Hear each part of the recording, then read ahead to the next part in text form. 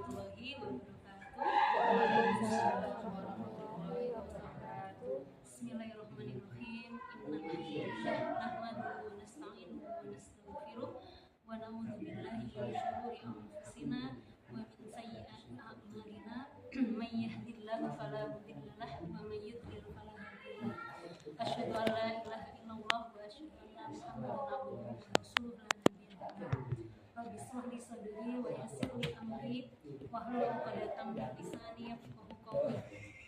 Allahumma la sahla illa ma ja'altahu sahla wa anta taj'alul hasana idza syi'ta sahla. Allahumma shalli ala sayyidina Muhammad wa ala ali Muhammad. Baik, teman-teman yang dirahmati oleh Allah, alhamdulillah semuanya. Alhamdulillah kita bisa bersama kembali di taman-taman surga Allah, di salah satu rumah Allah, untuk sama-sama belajar tentang mahabbah Ramadan. Alhamdulillah saat ini kita sudah berada di hari ke berapa Ramadan ini? 16 Ramadan. Alhamdulillah. Mudah-mudahan Allah senantiasa memberikan kita kemudahan dan keistiqomahan dalam menjalankan ketaatan di bulan yang penuh dengan rahmat Allah ini, insya Allah. Sebagaimana kita ketahui bersama bahwa syariat puasa Ramadan itu pertama kali diturunkan oleh Allah itu di bulan Sya'ban, di tahun kedua Hijriah. Itu artinya berarti setelah berapa tahun Rasul Shallallahu Alaihi Wasallam diangkat menjadi Rasul, berapa tahun? Teman-teman ada yang tahu? Sekitar, kalau tahun kedua Hijriah berarti 2 tahun setelah Rasul hijrah. Di Mekah Rasul berapa tahun? Sekitar 13 tahun. Berarti 13 ditambah 2 tahun berarti 15 tahun. Jadi Rasul Shallallahu Alaihi Wasallam menyampaikan Islam kepada para sahabat setelah 15 tahun menyiapkan keimanannya, baru kemudian Allah menurunkan syariat puasa Ramadan. Ini artinya, ini mengandung hikmah bahwa Masya Allah sepanjang 15 tahun itu iman disiapkan oleh Rasul kita, Rasul Shallallahu Alaihi Wasallam, kepada generasi terbaik, generasi para sahabat. Baru kemudian Allah menyapa dengan sapaan kasih sayang, ya, sapaan cinta, sapaan mahabbah.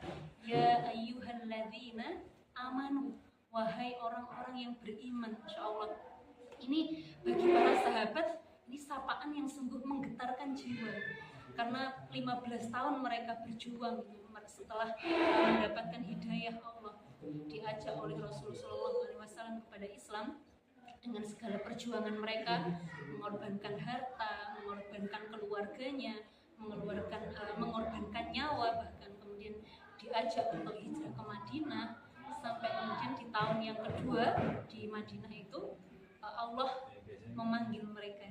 Ya ayyuhal ladzina amanu, yang dipanggil adalah orang-orang yang beriman, diberikan gelar orang-orang beriman. Kita bisa membayangkan ya betapa gemetarnya itu, gemetar penuh dengan kebahagiaan gitu. Para sahabat dipanggil oleh sang kekasih itu, yaitu Allah Subhanahu wa Ta'ala. Ini adalah panggilan cinta. Dan kita lihat ternyata seruan apa setelah Allah memberikan panggilan kasih sayang itu, ternyata syariat berikutnya yang Allah sampaikan apa? Ya ayyuhalladzina amanu kutiba alaikumussyam. Ternyata apa? Sebetulnya syariat diwajibkan untuk berpuasa. Kata alaikum itu sebetulnya kalau ada kata kutiba itu sebenarnya bisa menggunakan alaikum ataupun lakum. Kalau lakum itu menunjukkan sesuatu yang menyenangkan, ringan, bahagia, tapi kalau alaikum itu sesuatu yang berat.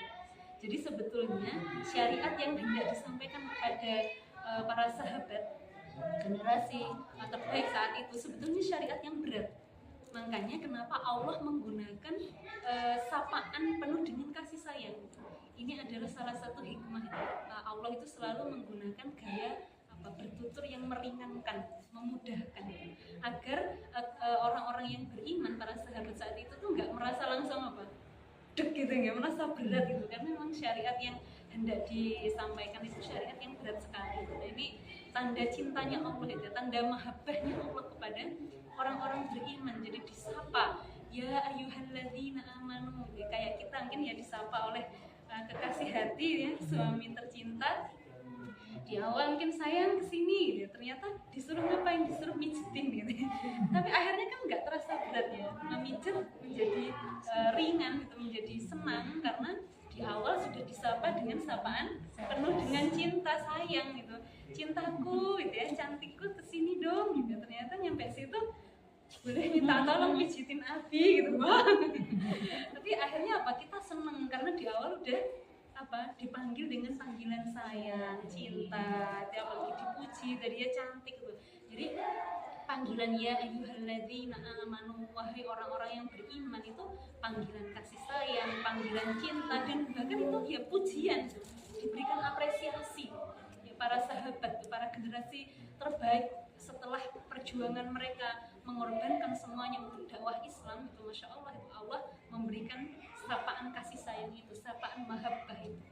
Jadi di sini kita merasakan, mudah-mudahan bisa terasa getarannya gitu. Kalau kita saat ini mungkin membaca surah Al-Baqarah ayat 183 ini kayaknya biasa aja gitu ya. Tidak seperti levelnya para sahabat, karena memang mereka ketika mendapatkan sapaan cinta itu memang sebelumnya sudah melakukan perjuangan yang amat luar biasa dahsyatnya. Jadi kalau kita mungkin saat ini insya Allah, kalau para ustadzah sekalian ya, teman-teman sekalian, apabila selama ini udah memberikan persembahkan yang terbaik untuk dakwah ini, mungkin rasa lelah, rasa kemudian mungkin berkorban tenaga, waktu, harta, dan semuanya telah dikorbankan, pasti akan terasa nikmat sekali panggilan itu. Wahai orang-orang yang beriman. Akhirnya kita merasa bahagia ya, dengan seruan apapun itu, syariat yang Allah berikan kepada kita tidak akan terasa berat. Puasa Ramadan tidak akan terasa berat. Sebagaimana para sahabat itu kan waktu itu setelah 15 tahun kemudian turun syariat ini di bulan Sya'ban. Berarti Sya'ban, setelah bulan Sya'ban apa? Ramadan. Jadi ada sekitar 1 bulan persiapan para sahabat untuk menjalankan puasa Ramadan di bulan Ramadan itu. Tapi ternyata Masya Allah di bulan Ramadan ada kejadian apa lagi yang besar di situ? Perang Badar, Masya Allah. Jadi setelah Rasul SAW mendidik keimanan para sahabat 15 tahun, kemudian Allah sampaikan syariat puasa Ramadan. Ternyata seketika itu juga di bulan Ramadan Allah turunkan juga syariat perang, yaitu perang Badar di bulan Ramadan. Kita bayangkan gimana para sahabat kalau tidak dikuatkan dulu keimanannya, itu butuh waktu 15 tahun tadi. Pasti akan ada banyak alasan ya untuk diajak berperang gitu. Bayangkan panas-panas di padang pasir dalam kondisi berpuasa, kemudian disyariatkan, diperintahkan untuk berperang. Tapi karena itu tadi, karena iman sudah disiapkan, dikokohkan, maka seruan syariat ini tidak terasa berat bagi para sahabat, karena landasannya adalah cinta. Mereka telah mencintai Allah dan Rasulnya. Mereka cinta dengan apapun yang diperintahkan oleh Allah itu langsung gercep gitu, bersegera itu mereka berikan semuanya itu untuk menjalankan perintah Allah, syariat Allah. Dan Masya Allah, jadi surah Al-Baqarah lanjutannya di ayat 144, kemudian 185 kita masuk di 185, Syahrul Ramadan alladzi unzila fihil Qur'an. Jadi bulan Ramadan ini adalah bulan diturunkannya Al-Qur'an.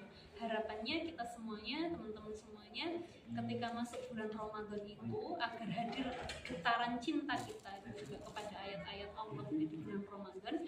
Fokusnya kita jangan puasa.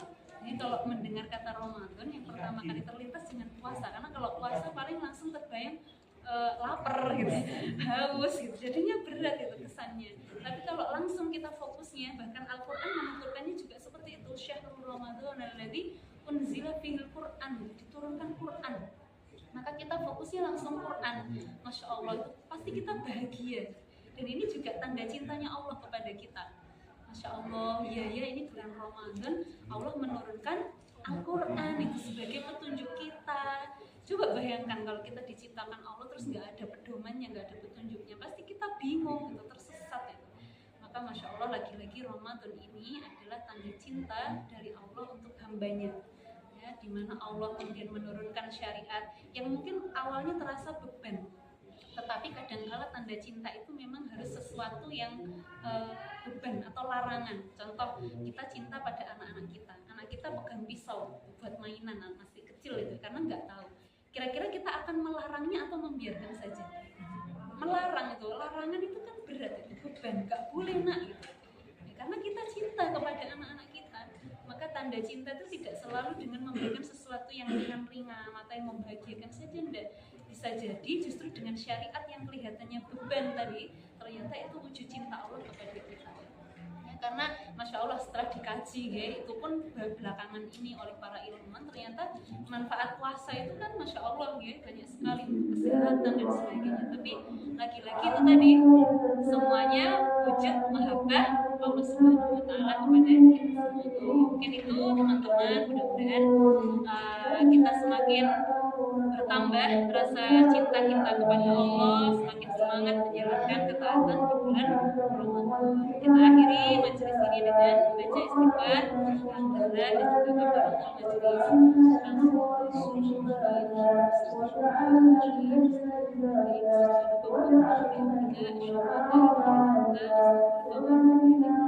Assalamualaikum warahmatullahi wabarakatuh. Waalaikumsalam warahmatullahi wabarakatuh.